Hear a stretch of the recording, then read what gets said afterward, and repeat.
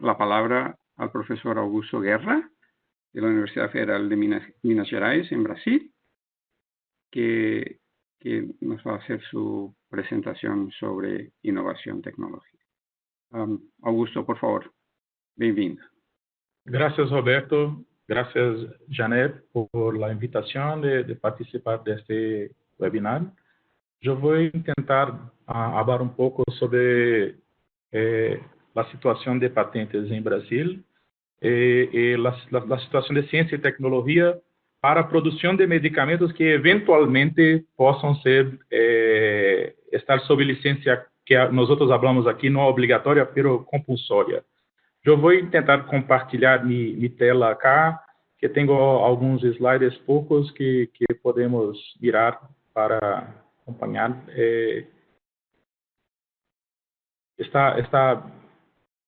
Podes ver aí, Roberto, estes slides? Sí, Augusto, gracias. Sí, aquí está. Sí, son poquitos. Los escenarios de COVID.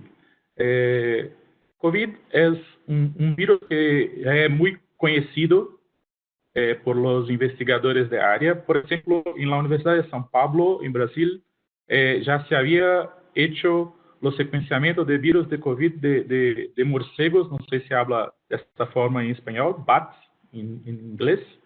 Entonces, ya había secuenciamiento de virus similares a COVID por investigadores acá en Brasil, que estudaban los virus de animales selvajes de Mata Atlántica y otros de Amazonia. Pocos días antes de la pandemia de coronavirus en el mundo, Brasil tuvo un caso de un virus que es muy peligroso, que en los estados de São Paulo, que es un virus que se equivale a la febre hemorrágica de Ebola, que nosotros tenemos en las florestas brasileiras. Este caso me preocupó mucho más do que el caso de coronavirus, porque es un virus realmente muy letal, que empezó en São Paulo un caso, pero gracias a Dios, fue pocas semanas antes de COVID, que las personas de los estados de São Paulo no sabían que era este virus y trataron a los pacientes de forma sencilla, de forma simple, e não se preocuparam com as questões epidemiológicas. E mira, que mesmo sendo um vírus muito grave, muito mais grave que o vírus, coronavírus, este vírus, graças a Deus, não se espalhou, apesar de as pessoas, os médicos, enfermeiros e outros terem tido contato com o paciente em lo centro de saúde de uma cidade interior de São Paulo. Bom, as questões que são envolvidas com a propriedade intelectual de produtos farmacêuticos, nós temos que resgatar algumas falas anteriores, algumas charlas anteriores a minha, falaram sobre os direitos e como nós chegamos acá. Tenho que mirar que na década de 80 havia um acordo general de tarifas internacional para o comércio internacional que se chamava GATT. O GATT foi substituído por o acordo TRIPS, que originou a Organização Mundial do Comércio, que protege, em teses, a todos os países da mesma forma. Pero para fazer parte da Organização Mundial do Comércio, os países precisavam ser signatários do acordo TRIPS, e neste acordo, que é um acordo de Trade International Agreement, é um acordo internacional de comércio, os países tinham que adotar leis de patentes.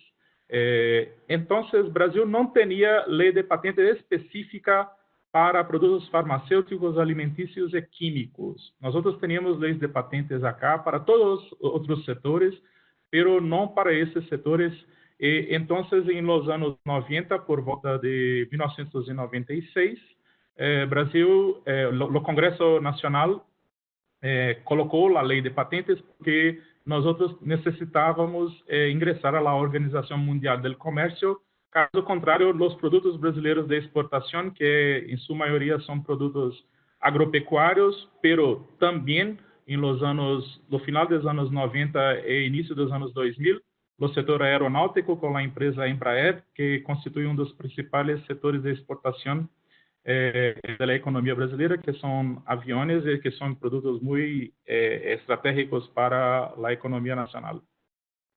Entonces, un poco ahora sobre los mercados farmacéuticos, yo encontré este slide, no tengo certeza si los datos están correctos o no, pero sabe, para ilustrar un poco mi charla, que los principales mercados farmacéuticos de Latinoamérica son Brasil, claro, Colombia, México, Venezuela, Chile, entre otros. Destaco que especialmente Brasil, Argentina, México, Colombia y Chile tiene capacidad yo busqué acá, ha hecho una búsqueda de industrias farmacéuticas locales, de parques farmacéuticos locales, de lo percentual que las empresas farmacéuticas que son pelo menos a principio de capital nacional en Colombia o Brasil o en Argentina, tienen capacidad de atender la producción local de productos farmacéuticos. Y fue muy interesante porque estaba pesimista antes de hacer esta búsqueda.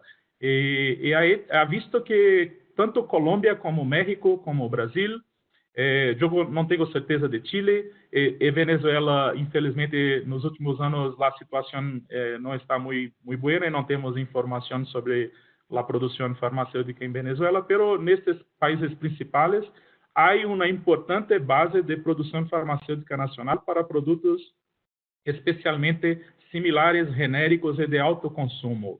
Entonces es importante pontuar acá que tenemos capacidad nacional de producción de productos farmacéuticos en Latinoamérica. Que una unión nacional y un arranjo local podría ser, es posible porque hay plantas farmacéuticas para hacerlo en larga escala, caso necesitemos. Pero algunas cosas que nosotros precisamos discutir, que voy a hablar al final de forma muy objetiva. Ahora paso para lo próximo. Opa, un poco. Entonces, voy a hablar un poquito sobre la situación brasileña de la ley de patentes que nosotros empezamos en Brasil en los años 90 para ingresar a la Organización Mundial de Comercio. ¿Por qué ha hecho esto el país? Porque al mismo tiempo que el sector farmacéutico es un sector muy sensible para la economía y para la salud pública, los otros sectores industriales del país necesitan de tener protección contra los efectos de la protección de mercados de otros países. Entonces, la Organización Mundial del Comercio ofrecía un poco de protección a los otros sectores industriales. Y acá tengo lo que nosotros llamamos de salvaguardas, safeguards. Y la primera safeguard que nosotros tenemos acá en Brasil es que nosotros podemos denegar, podemos recusar una patente por motivos de salud pública. Entonces, en la ley de patentes brasileira, en concordancia con el acuerdo TRIPS, que foi assinado para a Organização Mundial de Comércio, nós outros podemos simplesmente não aceitar um período de patente que seja contrário aos interesses nacionais da saúde pública, a segurança e a ordem. Em outro artículo de nossa lei de patentes em Brasil, que está de acordo com o Acordo Internacional TRIPS, é que nos casos de patentes existentes, ou seja, que nós já temos a patente, o licenciamento para algum fabricante, nós podemos, em situação de emergência nacional, por ato declarado pelo governo federal, executivo federal, que nós agora temos, com a situação de Covid, nós podemos imponer uma licença compulsória obrigatória para outros fabricantes que possam produzir os produtos que nos interessam. Isso não significa que sejam produtos farmacêuticos apenas, mas podem ser todos os produtos que estão sujeitos a patente. E é muito interessante que a licença compulsória ela pode ser para produção ou para importação paralela. O que é importação paralela? Você tem outro fabricante em outra parte do mundo que ha produzido um produto com um preço que nos interessa, nós podemos usar a licença compulsória para fazer o paralelo importe, a importação paralela. Este é o artigo da lei. O Brasil já ha hecho isso algumas poucas vezes, porque toda vez que o país chega a uma situação de impasse quanto ao preço de produtos, o Ministério da Saúde, em conjunto com o Ministério de Economia, Indústria e Comércio do Brasil, convida a empresa a reduzir os preços. Se não há uma redução que é considerada satisfatória para o Ministério da Saúde, o país, então, pode conceder uma licença compulsória, como ha hecho no caso do produto, se não me engano, de Merck, que é Favirenz para a epidemia, a doença de HIV, de AIDS. Então, nós já temos um histórico de utilizar esses mecanismos de licença compulsória, seja como uma ameaça para a negociação, seja de fato para licenciar a importação paralela ou produção local, se for este o caso. Uma coisa muito interessante que eu ha visto acá é que não existe lei de patentes. Eu não sabia disso, estava acá estudando a lei brasileira para compreender um pouco melhor, para debater aqui com vocês, é que no Brasil a lei de patentes não se aplica para manipulação oficinal. É importante falar sobre isso para vocês em Latinoamérica e outros países, é que o Brasil tem uma infraestrutura de manipulação de medicamentos oficinais que é muito controversa para alguns. Eu, particularmente, sou usuário de manipulação de medicamentos de forma oficinal nas farmácias, que são reguladas por a Agência Nacional de Vigilância. Estes medicamentos preparados em la manipulação oficinal não estão sujeitos a direitos de patente. Ou seja, que se a produção se hace de forma oficinal, não há de se falar de direitos de patente, apenas direitos de patente para comercialização de produtos industrializados. Isso é muito importante, porque eu estava em lo governo em la crise de H1N1, H1N1, a primeira pandemia que nós tivemos acá, há cerca de 10, 11 anos atrás.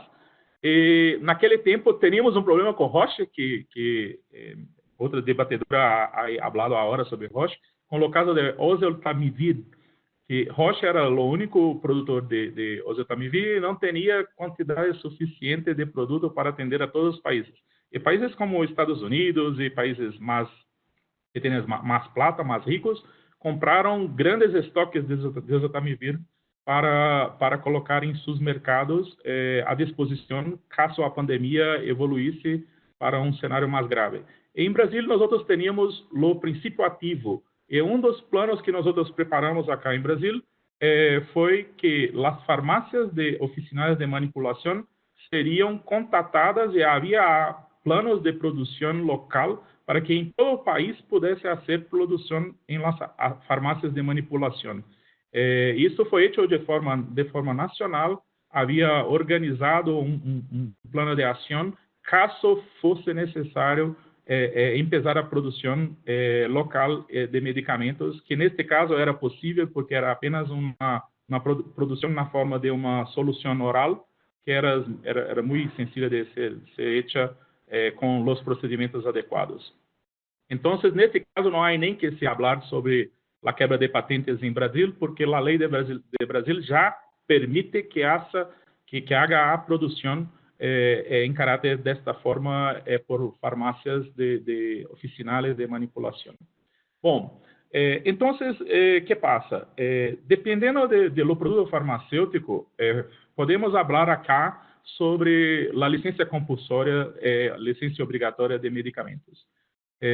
Pero, se o produto tem uma complexidade de produção que envolve as novas tecnologias biológicas e de reposição enzimática, que isso tem acá, que temos que involucrar algum material genético em algum tipo de célula de bactéria humana para fazer uma produção em escala industrial em fermentadores de forma biotecnológica. se este for o tipo de produto que nós outros teremos que falar, temos agora poucos fabricantes com capacidade de produzir isto mesmo acá em Latinoamérica e mesmo no mundo. Então, em Argentina, em Brasil, Colômbia, provavelmente em outros países da Latinoamérica, temos plantas para a produção biotecnológica de anticorpos monoclonais, que são produzidos desta forma, e de vacunas. Pero se a produção destes produtos requerer uma manipulação genética e cultivo celular, isto pode demorar bastante tempo e necessitaria de arranjo de produção para que isso pudesse ser feito de forma muito rápida. Entendendo que a licença compulsória, sem dúvida nenhuma, fosse adotada pelos países da região, e eu não tenho dúvida que em Brasil a licença compulsória será adotada, porque nós outros acá temos tradição de hacerlo e os países que estão na região, eu penso que fariam o mesmo, poderiam fazer o mesmo que Brasil nesse aspecto de fazer a licença compulsória de medicamentos. Então, para finalizar minha charla, o que hablo é que poderíamos nós outros sim adotar a licença compulsória e provavelmente nós outros adotaremos licença compulsória de medicamentos para a produção de medicamentos, pero penso que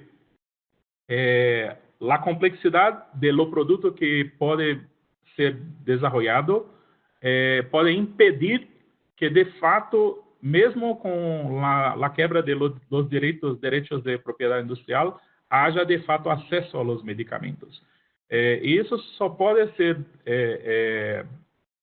resolvido, só há uma solução que possa ser mais rápida para este problema, que é a organização de um arranjo local com cientistas e fabricantes da região que possam ter capacidade de fazer a translação do conhecimento disponível em patentes ou outros engenharia reversa, porque como minha outra colega debatedora ha falado, há secretos industriais, pero eu considero hoje que a região tem investigadores de qualidade suficiente que podem fazer engenharia reversa em qualquer produto de forma relativamente rápida. O problema é que nós outros não temos tradição de fazer arranjos produtivos em função de crises de saúde pública. E isto é que pode ser mais difícil e que os interesses econômicos de cada país também possam bloquear os arranjos, já que a indústria farmacêutica tem a possibilidade de fazer arranjos locais com cada país. Bom, estou acá terminando e agradeço a oportunidade de estar falando para vocês. Muchas gracias, Augusto. Muito obrigado.